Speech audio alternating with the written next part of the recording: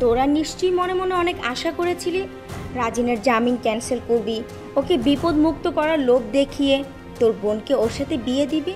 কিন্তু আফসোস নূপুর, মানুষের চেহারা অত পড়তে যায় না, মানুষের মনটারে পড়ার চেষ্টা করো, বুঝছো? মনটারে পড়ার চেষ্টা করো। আমি তো জানি আজকে এই মুহূর্তে আমার মনের মধ্যে কত আনন্দ লাগতেছে। শবনম আর ওর বাবা ওই ছেলের ভয়ে পালিয়ে এখানে এসেছে। ভেবেছিল শবনমের বিয়ে দিয়ে ঝামেলা মুক্ত হয়ে যাবে, কিন্তু তার আগেই শবনমের বাবা জেলে চলে গেল।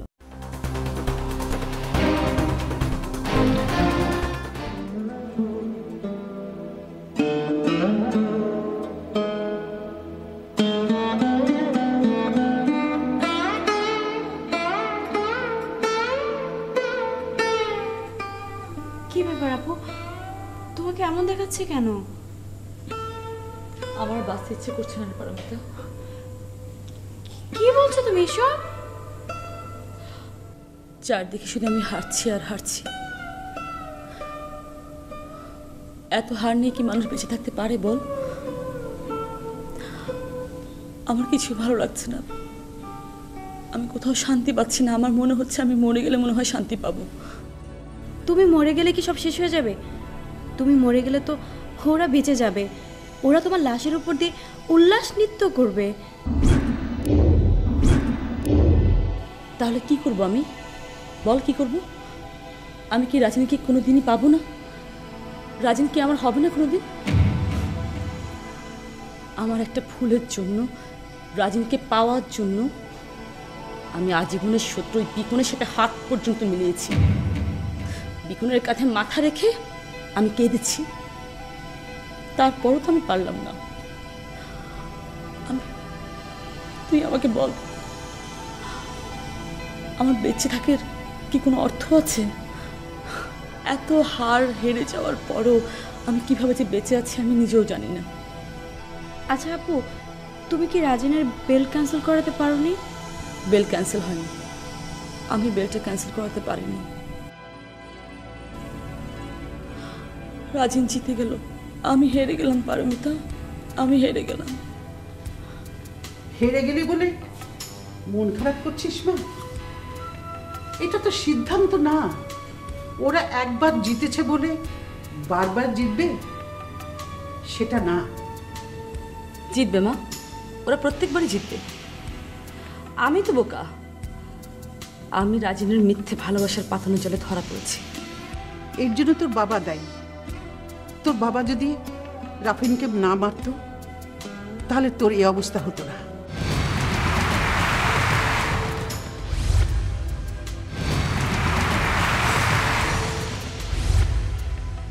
তাই বলে বাবার অপকর্মের শাস্তি আজকে আমার বোনকে ভোগ করতে হচ্ছে? এটাই নিয়ম মা।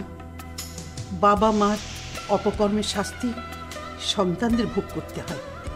কিন্তু আমি তো কোনো কিছু করিনি, আমি কেন বাবার শাস্তি পাবো? বাবার তো এতে কোনো কষ্ট হচ্ছে না। কে বললো হচ্ছে না?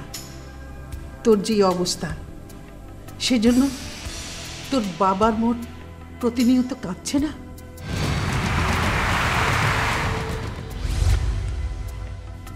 প্রতিনিয়ত কষ্ট পাচ্ছে না?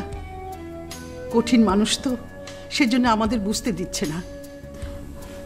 আমার চেয়ে বেশি পড়ছে না মা। যদি এতই পড়তো তাহলে বিদেশে গিয়ে পালিয়ে বসে থাকতো না, অন্তত এই সময় আমার পাশে এসে দাঁড়াতো।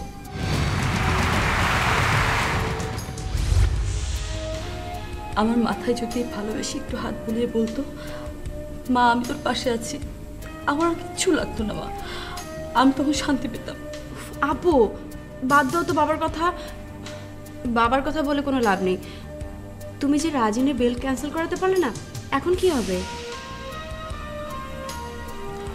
জানি না, আমি কিছু জানি না, আমার কিছুই ভালো লাগছে না।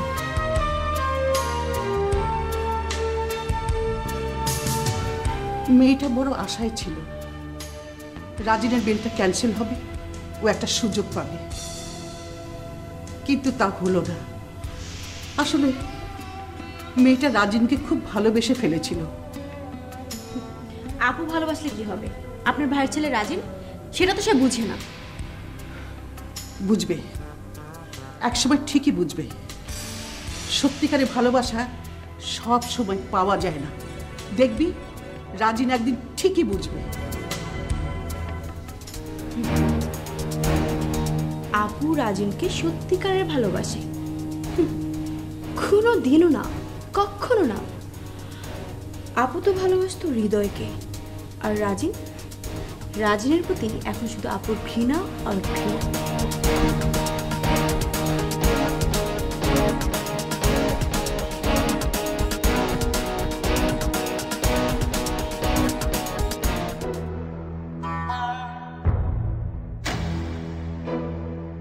কত বুদ্ধি খাটাইলাম, কত রকমের চাল চালাইলাম, কোনো কাজই হইল না।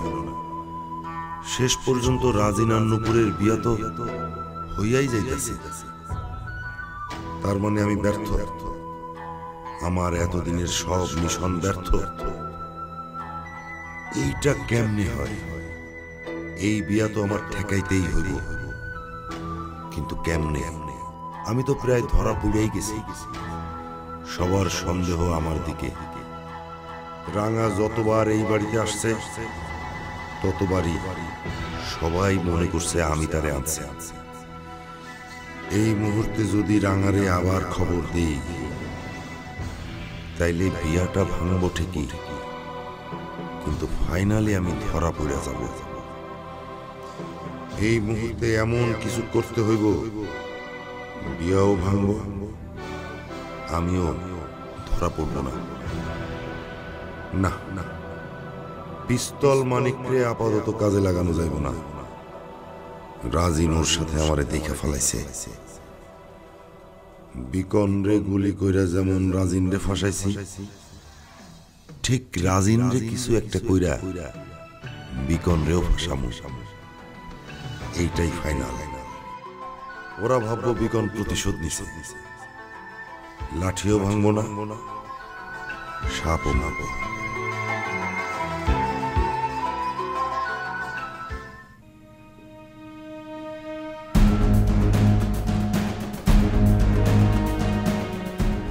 কি বড় ভাই, নতুন করে আবার কিছু করার কথা ভাবছো নাকি? হ্যাঁ রাজিন ভাই, এই সমস্ত কথার মানে কি? কোনো মানে নেই। তুমি তো আমার জন্য অনেক কিছু করলে, এবার দয়া করে একটু ক্ষান্ত দাও। দেখ রাজিন, আজকে আমার কিন্তু খুব আনন্দ হইতেছে ভাই। তো এই সময় এইরকম উল্টা পাল্টা কথা বলে আমার মনটারে খারাপ করিস না। না, কিসের উল্টা উল্টা কথা? আমার তো কোনো কথা নেই। তুমি তো আমার বড় ভাই, আমার জন্য তো অনেক কিছু করেছো, তাই না? দয়া করে এবার ক্ষান্ত দাও। এই কথাটা আমি আর শুনতে চাই না রাজিন। দেখ, রাঙার সাথে আমার কোনো দিনও যোগাযোগ হয়নি। রাঙাটা কে? রাঙা হইল মির্জা কামালের মেয়ে, তাই না? আর মির্জা কামাল কে? মির্জা কামাল হইল আমার ভাইয়ের হত্যাকারী।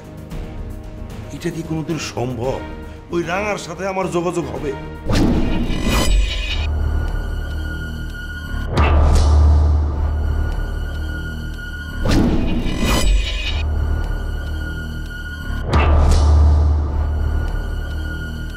একমাত্র তোমার পক্ষে সবই সম্ভব। সব জানি বড় ভাই, সব জানি। টাকার লোভে রাফিন ভাইয়ের হত্যা মামলা তুলে নিতে চেয়েছিলে। শুধুমাত্র সম্পত্তির লোভে আমার আর নুপুরের বিয়ে বারবার তুমি বাধা দিয়েছ। বিকনের কাছে আমাকে এনে মন গড়া কথা বলেছ। যে পিস্তল মানিক আমার গায়ে আঘাত করেছে, তোমার ভাইয়ের গায়ে আঘাত করেছে, তার সাথে তোমার দহরম মহরম আত্মার সম্পর্ক। আর সর্বশেষ রাঙাকে নিয়ে লেগেছ। রাঙার ব্যাপারটা তো অনুমান করাই যায়। কি মিস্টার হাসিন সাহেব, ভুল বললাম? তোর কথা কি শেষ? আর যদি কিছু বলার থাকে বল। তোমাকে একই অনুরোধ বড় ভাই, যা যা করার অনেক করেছো, প্লিজ আর না। আমার টাকার অনেক লোভ, এটা সত্য। আমার সম্পত্তিরও অনেক লোভ, এইটাও সত্য। কিন্তু রাজিন, আমি কিন্তু তোর কোনোদিনও কোনো ক্ষতি চাই না রে ভাই।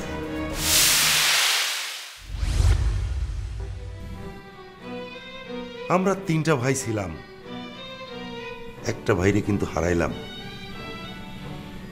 আর বাকি থাকলাম 2 ভাই। একই মায়ের পেটের সন্তান আমরা।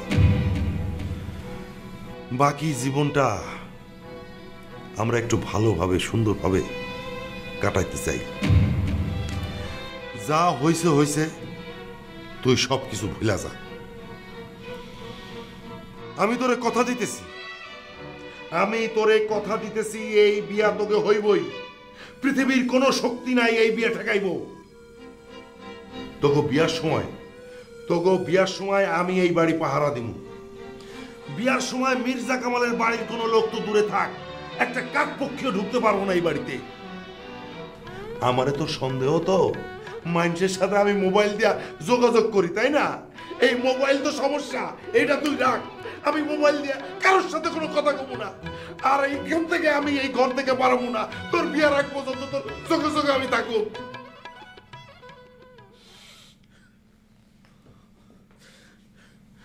আয়, এবার অন্তত বুকে আয়।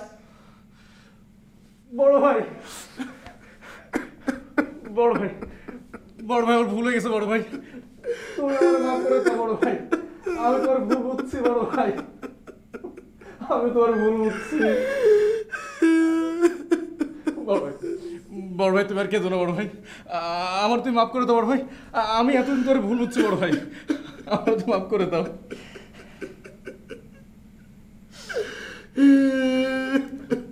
বড় ভাই তুমি আর কেঁদো না বড় ভাই। যা, মার কাছে যা, আমি আইতেছি। যা, তুমিও চলো। যা, আমার টাকা থাকতে দে ভাই। যা, আমি আইতেছি। যা।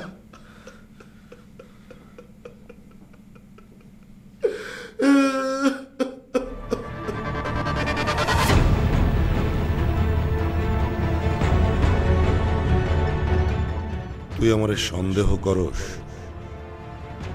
ঠিকই আছে। তবে রাজিন, আর দেরি না, সময় চলে আসছে আমার। এইবার আমি ফাইনাল খেলাটা খেলুম।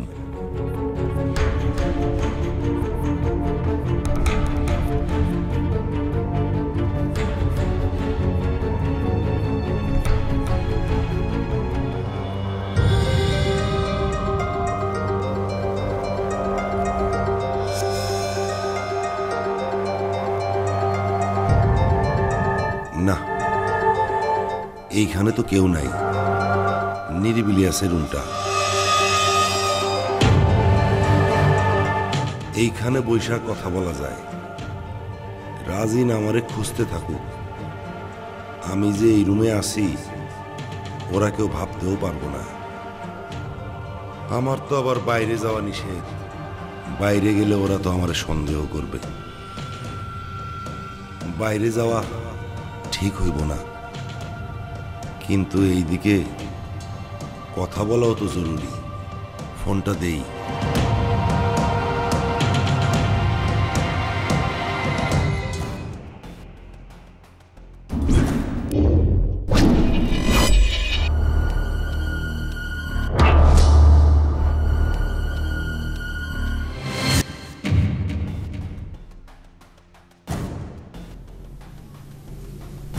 ভাইজান, আপনি এই ঘরে?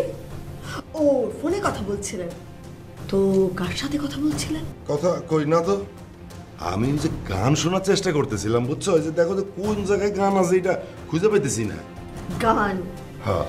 আপনি এই ঘরে এসেছেন গান শুনতে, নাকি আমাকে আপনার কোনো দরকার ছিল ভাইজান? না, শুনলাম যে মা নাকি তোমার জন্য নতুন করে ঘর সাজাইছে, তাই দেখতে আসলাম। এই যে নতুন পর্দা লাগাইছে, বিছনার চাদর নতুন, ঝালর লাগাইছে, খুব সুন্দর হয়েছে, বুঝছো? খুব সুন্দর। ও, তা আপনি রুম দেখতে এসেছেন? বসবেন নাকি একটু ভাইজান? না নু, আমি তো মন থেকে দোয়া করি তোমার আর রাজিনের বিয়াটা হয়ে যাক। কোন রকমে তোমাকে বিয়াটা যদি হয়ে যায়, তাহলে তো আমার বুক থেকে বিশাল এক পাথর নেমে যাবে। কোনো রকমে হয়ে যায় কেন বলছেন ভাইজান? আপনার কি মনে হয় যে বিয়েটা হবে না?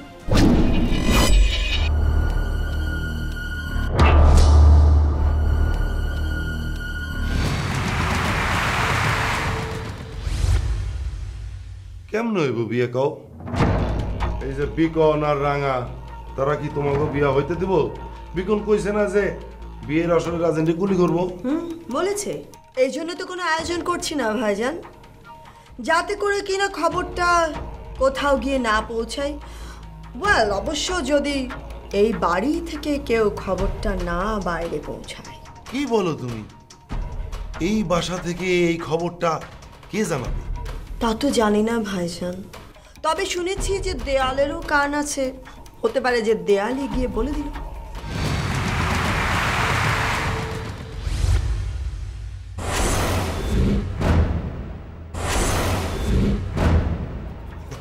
তুমি কি পাগলা হয়ে গেছো নাকি? আরে দেয়াল কি কথা কইতে পারে? নিশ্চয়ই পারে। তা না হলে এত গোপনীয়তা সত্ত্বেও বাইরের লোক কি করে আমাদের বাড়ির সব খবর জানতে পারে ভাইজান? সেইটা তো আমিও ভাবতাছি। নুপুর বোন, তুমি আবার আমারে সন্দেহ করতেছো না তো?